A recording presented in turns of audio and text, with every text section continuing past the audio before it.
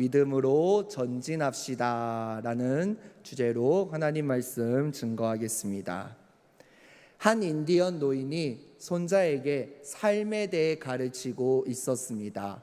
그리고 그 손자는 할아버지에게 이렇게 질문했습니다. 할아버지, 왜 우리의 마음속에는 선한 마음과 악한 마음, 이 두 마음이 왜 있는 거예요? 네, 아주 손자의 순수한 질문입니다. 그 이야기를 들은 인디언 추장인 할아버지는 다음과 같은 이야기를 해주었습니다. 마음속에는 있잖아, 늘 싸움이 일어난단다. 근데 그 싸움은 너무 끔찍한 싸움이어서 마치 두 마리의 늑대가 싸우는 것과도 같단다. 먼저 검은 늑대가 있어. 그 검은 늑대는 악한 늑대야. 그놈은 질투, 슬픔, 욕심, 오만, 자기 거만, 죄책감, 억울함, 열등감, 거짓말 등등등 아주 악한 것들의 늑대이고, 또 다른 하나는 선한 늑대, 선이라고 하는데 그놈은 기쁨, 평화, 사랑, 희망, 평온함, 겸손, 친절, 자비, 공감, 너그러움 등등등 선한 마음이 있단다. 자, 이런 이야기를 손자가 들었습니다. 그리고 손자는 이렇게 질문했습니다. 아, 그러면 할아버지, 어떤 늑대가 이겨요? 둘이 싸우면 어떤 늑대가 이겨요? 그 할아버지는 이렇게 대답했습니다. 네가 먹이를 주는 놈이 당연히 이기지. 이처럼 우리 안에는 여러 가지 마음이 있지만 어떤 마음을 붙들고 살아가느냐에 따라 여러분의 삶과 그 결과가 달라집니다. 여러분은 누구를 붙들고 의지하며 살아가고 계십니까? 어떤 늑대에게 먹이를 주고 계십니까? 오늘 본문에 기록된 이 여리고성 함락 사건은 가나안 정복 이야기 중 가장 유명한 이야기입니다. 하나님을 의지하는 믿음이 놀라운 기적을 일으킨 사건이기도 하죠. 그럼 이 여리고성은 어떤 성이었을까요? 여리고성은 사람들이 살기 시작한 가장 오래된 도시입니다.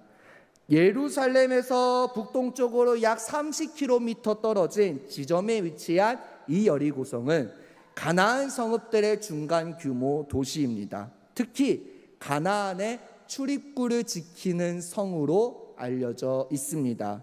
출입구이기에 얼마나 경비가 삼엄하고 방어가 견고했을까요?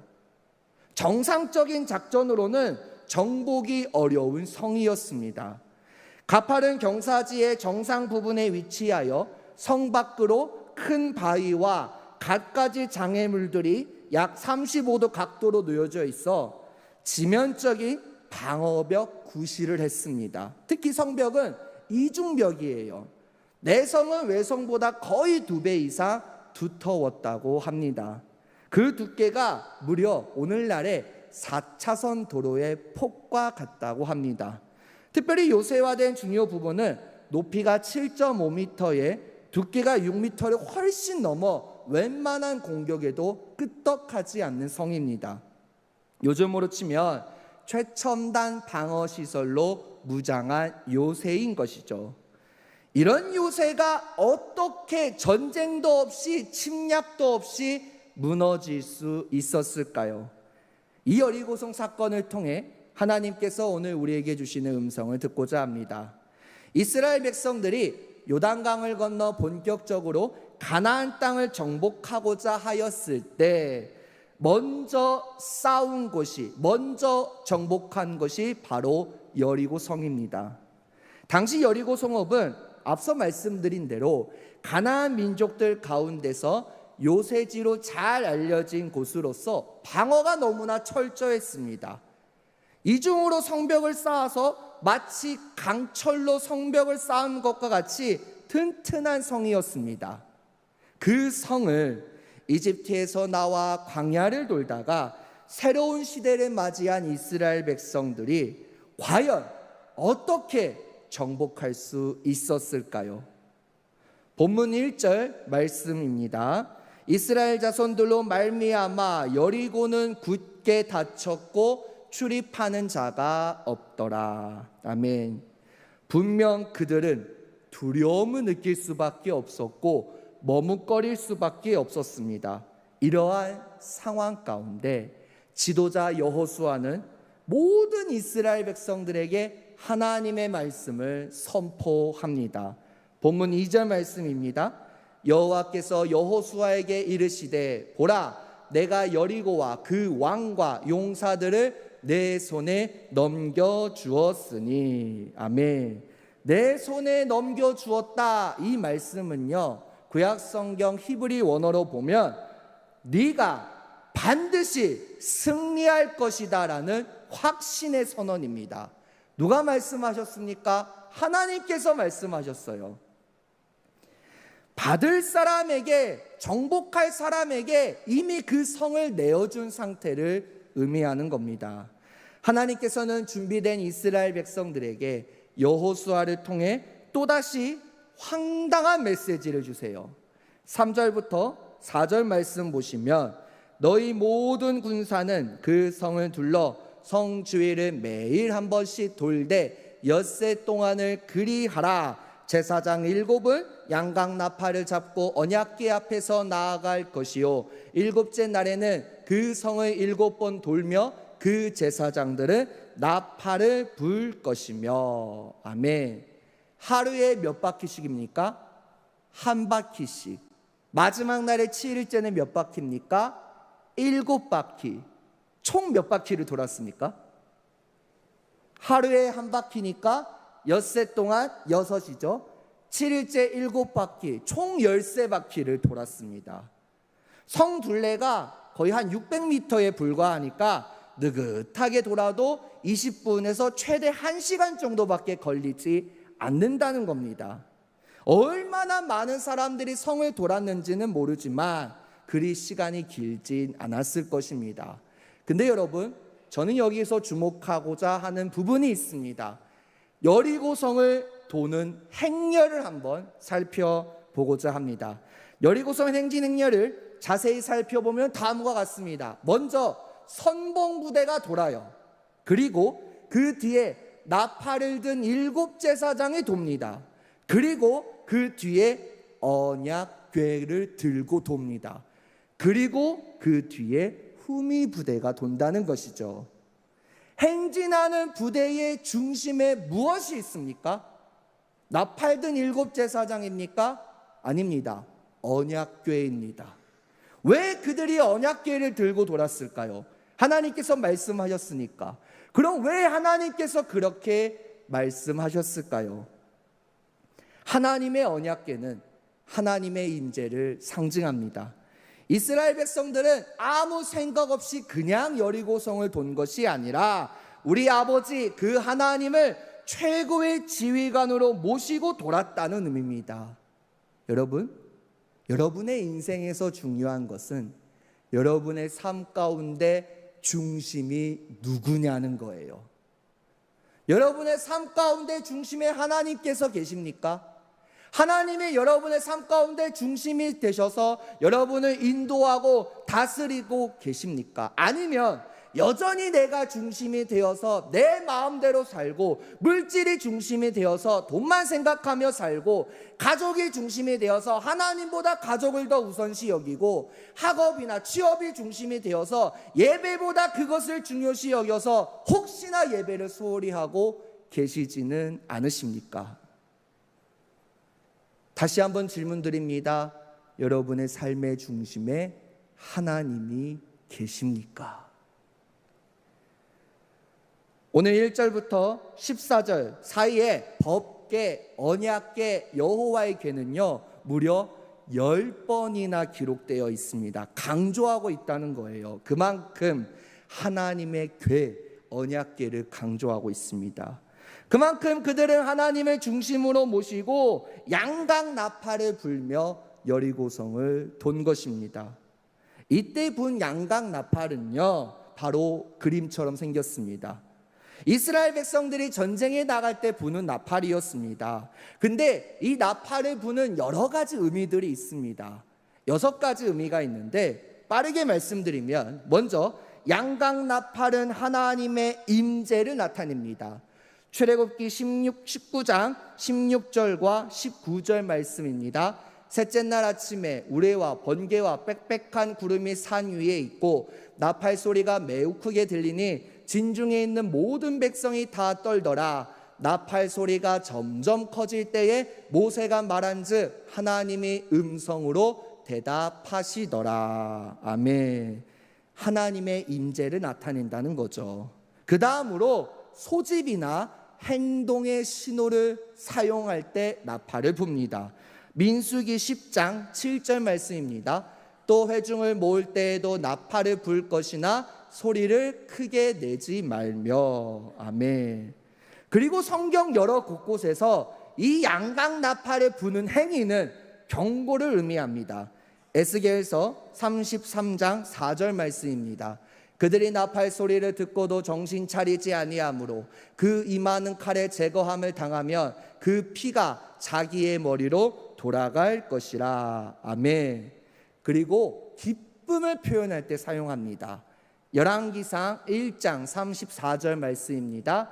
거기서 제사장 사독과 선지자 나단은 그에게 기름을 부어 이스라엘 왕으로 삼고 너희는 뿔 나팔을 불며 솔로몬 왕은 만세수를 하옵소서 하고, 그리고 마지막으로 의식이나 절기를 알리는 악기로 사용됩니다. 민수기 29장 1절 말씀입니다. 7째 달에 이르러는 그달 초하루에 성회로 모이고 아무 노동도 하지 말라. 이는 너희가 나팔을 불 날이니라. 아멘. 자, 오늘 본문의 나팔을 부는 의미는 어떤 의미일까요? 하나님의 임재를 상징하는 것일까요? 아니면 전쟁 시 신호용으로 사용하는 것일까요? 이 두 가지 의미가 동시에 있습니다. 그럼 이 나팔은 무엇으로 만들었을까요? 민수기 10장에 보면 하나님께서는 모세에게 은나팔 2개를 만들도록 지시하셨습니다. 이 나팔은 순양의 뿔로 만들어졌습니다. 하나님께서는 아론과 그의 자손들인 제사장들만이 불 수 있도록 성별된 규정을 선포하셨습니다. 민수기 10장 9절 말씀입니다. 또 너희 땅에서 자기를 압박하는 대적을 치러 나갈 때에는 나팔을 크게 불지니 그리하면 너의 하나님 여호와가 너희를 기억하고 너희를 너희의 대적에게서 구원하시리라. 아멘. 전쟁에 나갈 때 양강 나팔을 부는 것은 온 백성들이 긴급하게 하나님께 부르짖는 기도를 연상시킵니다. 누가 봅니까? 제사장들만이 불 수 있어요. 그들은 7일을 도르며 양강 나팔을 잡았고 마지막 날에 그 나팔을 크게 불며 간절히 기도함으로 하나님의 승리를 경험하였습니다. 그럼 왜 하나님께서는 하필 7일을 도르라고 명령하셨을까요? 이스라엘의 종교적 절기들 중에 무교절이라는 절기가 있습니다. 이 무교절은 이스라엘 백성들이 하나님 앞에 성결함을 상징하기 위해 7일 동안 누룩이 들어간 빵을 먹지 않고 지내는 기간입니다. 출애굽기 12장 15절 말씀입니다. 너희는 이래 동안 무교병을 먹을지니 그 첫날에 누룩을 너희 집에서 제하라. 무릇 첫날부터 7째 날까지 유교병을 먹는 자는 이스라엘에서 끊어지리라. 아멘. 이스라엘 백성들이 기념한 이 최초의 유월절 다음부터 시작된 이 무교절 절기 중에 이스라엘 백성들을 뒤쫓던 애굽군이 수장당했습니다. 그리고 여러분 여호수아를 보시면요, 이 6장 바로 앞장인 여호수아 5장에서 이스라엘 백성들은 과거에 지켰던 첫 유월절을 회상하며 약속의 땅인 가나안 땅에서 유월절을 지켰습니다. 즉 여리고성 공격은 유월절 바로 다음에 있었던 일이라는 겁니다. 출애굽 때 하나님께서 애굽의 군대를 수장시켜 첫 유월절에 대한 기억의 일부로 만드셨던 것처럼 이번에는 여리고성을 함락시켜 이 사건을 약속의 땅에서 이스라엘 백성들이 처음 기념한 유월절 사건의 일부로 만들고자 하시는 의도입니다. 즉 7이라는 숫자를 지속적으로 사용하는 것은 여리고성 정복은 사람의 전쟁이 아닌 하나님의 사역이었음을 강조하기 위해서입니다. 하나님의 궤라는 단어가 10번이나 반복되었다면 7, 7, 7번째란 단어는 여호수아 6장에 보면 무려 14번이나 기록되어 있습니다. 7 제사장이 7 나팔을 불며 7일 동안 여리고성을 돌았고 7일째 되는 날은 7바퀴를 돌았습니다. 본문에서 7이 이처럼 강조되어 있는 것은 이스라엘 백성들을 위해 싸우시는 하나님의 완전한 승리를 강조하기 위함입니다. 7째 날까지 기다려야 한다는 것, 그것은 아무 말도 하지 않고 하루에 한 바퀴씩 돌기만 한다는 거예요. 이 행동은요, 참으로 무모하기도 하고 어처구니도 없고 어리석은 일이잖아요. 중세 가톨릭 수도사 중에 한 유명한 수도사가 있습니다. 그는 성 프란시스라는 수도사입니다. 당시 그 수도사를 따르고자 하는 여러 제자들이 있었어요. 그 중에 2명이 수도사가 되기 위해 성 프란시스에게 왔습니다. 그리고 그는 성 프란시스에게 순종이란 무엇입니까? 믿음으로 전진한다는 건 무엇입니까? 라는 걸 배우고자 왔습니다 라고 말했습니다.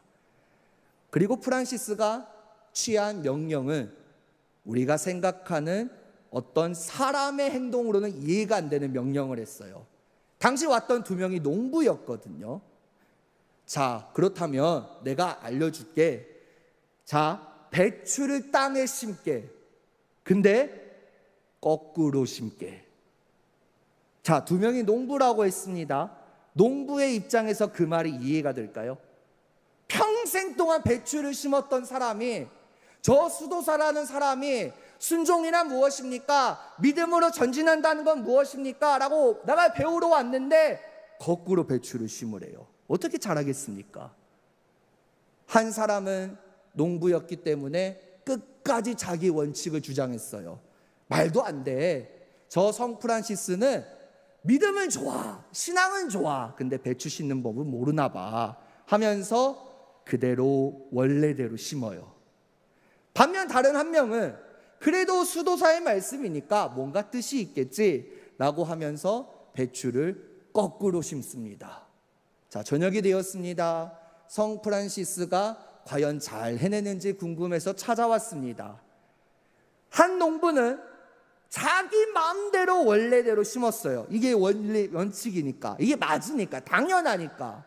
근데 다른 한 농부는 너무나 어리석은 나머지 그냥 성 프란시스 말씀을 순종하고 분명히 뜻이 있을 거야, 나는 농부지만 이해가 안 되지만 분명히 뜻이 있을 거야 라고 하면서 배추를 거꾸로 심었어요. 그 모습을 본 성 프란시스는 배추를 똑바로 심은 농부에게 이와 같이 말하였습니다. 돌아가게, 가서 농사를 하게. 자네는 수도사가 될 자격이 없다네. 그러니까 이 똑바로 심은 농부는 화가 나는 거예요. 아니, 내가 무슨 잘못을 했길래 수련을 멈추십니까? 아니, 내가 무슨 잘못을 했길래 이렇게 나가라고 하십니까? 도저히 이해가 안 됩니다. 설명해 주세요. 프란시스는 이와 같이 말했습니다. 자네는 수도사가 되려고 온 사람이라네. 그리고 순종이란 무엇인가? 믿음으로 전진한다는 건 무엇인가? 배우려고 오지 않았나? 근데 나 성 프란시스의 말에도 순종하지 않으면서 참된 스승이신 하나님의 말씀에 순종할 수 있다고 생각하나? 정말 말도 안 되는 일이에요. 배추를 거꾸로 심는 거. 근데 그게 진짜 하나님의 말씀이라고 생각하면 여러분은 배추를 똑바로 심겠습니까? 거꾸로 심겠습니까? 오늘 여리고성 정복 사건도 마찬가지예요. 아무것도 하지 말고 6일 동안 조용히 돌으래요. 말이 됩니까? 7일째는 7바퀴를 도르래요. 아무것도 하지 말고 7바퀴를 도르래요. 이게 말이 됩니까? 그런데 그들은 순종했습니다. 왜요? 하나님의 말씀이니까. 오늘 본문 여호수아 6장 10절 말씀 우리 함께 읽겠습니다. 여호수아가 백성에게 명령하여 이르되 너희는 외치지 말며 너희 음성을 들리게 하지 말며 너희 입에서 아무 말도 내지 말라. 그리하다가 내가 너희에게 명령하여 외치라 하는 날에 외칠지니라 하고. 아멘. 하루에 한 바퀴씩 6일 동안 돌고 7일째 되는 날 7번 돌아라. 이 말씀은요, 이스라엘 백성들이 뭔가 결과를 이루기 위해서는 순종하고 하나님의 말씀에 따랐던 결과를 이루기 위해서는 반드시 인내해야 한다는 것입니다. 사람의 입장에서는 전쟁을 빨리 치루어서 결과가 나왔으면 좋겠지만 하나님께서는 이스라엘 백성들에게 기다리라고 말씀하십니다. 여러분, 하나님의 일은 인내 없이는 이루어지는 법이 없습니다. 하나님의 일은 하나님께서 하나님의 방법으로 하나님의 사람을 통해 하나님의 때에 반드시 이루십니다. 여리고성을 무너뜨린 것은 인간의 창칼이 아니에요. 여리고성을 무너뜨리신 분은 하나님이심을 기억하기 위해서 이스라엘 백성들에게 하나님께서는 인내를 요구하십니다. 그런데 마지막 7일째 7바퀴를 돌았는데도 아무런 인기척이 나지 않았어요. 아무런 조짐도 아무런 증거도 없었습니다. 오히려 조용했습니다. 인내하면서 침묵하는 게 여러분 쉽습니까? 너무나 어렵습니다. 근데 왜 하나님께서 그들의 입을 막으셨을까요? 이스라엘 백성들이 자주 불평하고 원망하기 때문입니다. 누구보다 잘 알고 계셨어요. 그래서 그 입을 막으셨습니다. 여리고성 사람들이 볼 때 그들을 어떻게 봤을까요? 이상한 사람들이야 라고 봤을까요? 아닙니다. 오히려 두려웠습니다.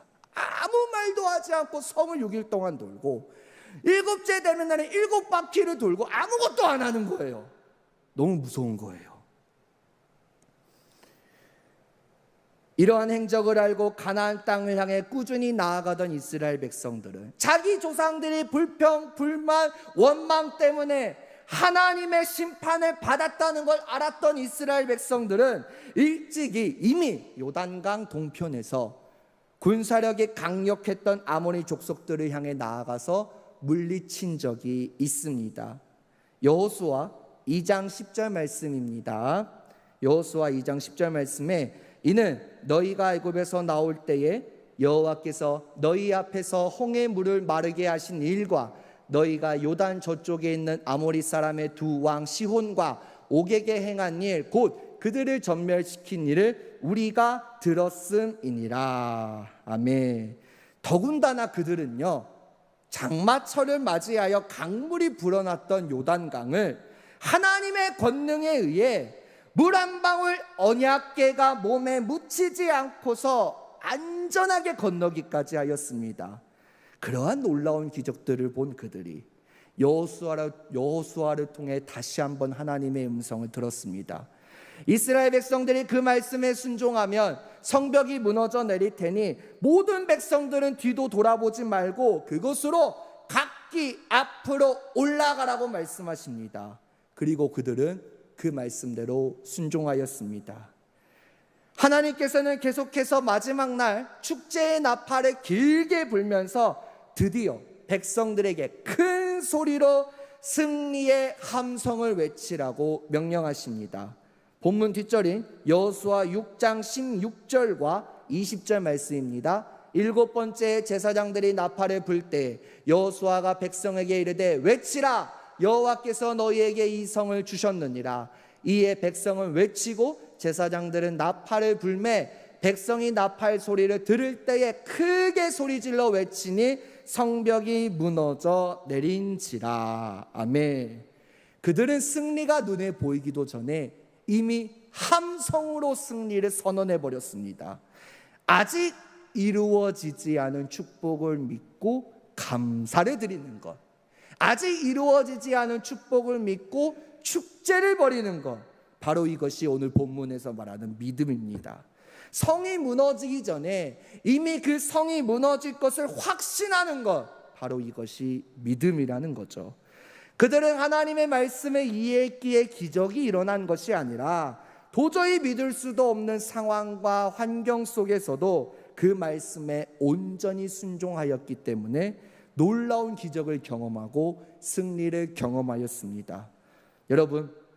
여러분도 여러분의 지식과 경험으로는 따를 수 없는 여러 조건들 속에서도 매일 듣는 그 말씀에 귀를 기울이고 계십니까? 말씀에 순종하기를 원하잖아요. 우리가 말씀을 듣고 날마다 믿음으로 전진하기를 원하잖아요. 말씀을 들어야 믿음이 생깁니다. 말씀을 들어야 말씀을 순종할 수 있어요. 말씀을 가까이 해야 그 말씀에 담긴 하나님의 마음을 여러분이 알 수 있습니다. 그리고 그 말씀을 여러분의 삶 가운데 아무리 이해가 되지 않을지라도 하나님의 말씀이라면 믿고 순종하며 나아가는 자가 되어야 합니다. 하나님께서는 그런 자가 저와 여러분들이 되기를 원하십니다. 오늘 예배의 자리에 나온 여러분은 하나님을 삶의 중심에 두고 계십니까? 여러분은 하나님의 말씀을 삶 가운데 온전히 순종하며 나아가고 계십니까? 하나님께서는 우리가 믿음을 가지고 순종하며 전진하며 나아가기를 원하십니다. 여러분이 지금 무너뜨려야 할 여리고성은 무엇입니까? 아무리 내가 정복하려고 해도 무너지지 않는 영역은 무엇입니까? 내 힘으로, 내 노력으로 아무리 노력해도 무너지지 않는 것이 있다면 무엇입니까? 그것을 무너뜨리실 수 있는 분은 하나님이세요. 어떤 자에게? 하나님의 말씀을 믿고 믿음으로 전진하는 자에게 말입니다. 그러므로 믿음으로 전진합시다. 하나님의 비전과 목적을 향해 믿음으로 전진하며 나아가기를 간절히 소망합니다. 그러기 위해서는 내 삶 가운데 여러분의 삶의 중심에 하나님이 계셔야 돼요. 하나님께서 말씀하시면 내가 따르겠습니다. 아무리 이해가 되지 않는 상황일지라도, 조용히 7바퀴를 돌으라고 할지라도, 승리의 함성을 외치라고 할지라도, 내 눈에 무너져 내린 게 아직 보이지 않을지라도 하나님의 말씀이라면 나는 외치겠습니다 라고 결단하시고 믿음으로 전진하는 삶을 살아가시는 저와 여러분들이 되기를 주님의 이름으로 간절히 축복합니다. 기도하겠습니다. 주님, 오늘도 여리고성 정복 사건을 통해 우리에게 주시는 하나님의 말씀을 듣습니다. 그들은 여리고성 정복 행렬을 하는 가운데 언약궤를 중심에 모시고 돌았습니다. 아무리 이해가 되지 않는 말씀이라고 할지라도 하나님의 말씀이니까 순종하였습니다.